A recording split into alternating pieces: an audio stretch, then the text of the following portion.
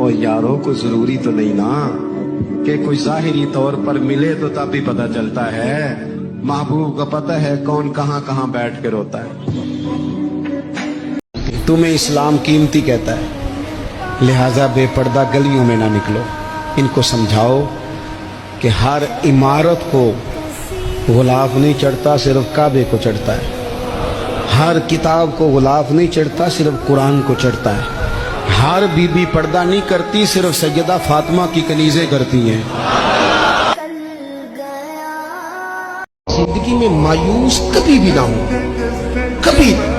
मायूसी, कमजोरी कुछ नहीं हो सकता, कभी नहीं हो सकता, कैसे होगा, कौन करेगा, ये तो लोग कमजोर बातें करते हैं। ये डिप्रेशन और मोमिन ये अलग अलग चीजें, टेंशन और मोमिन ये अलग अलग चीजें। मुसलमान कोई लवारिस है कि टेंशन ले?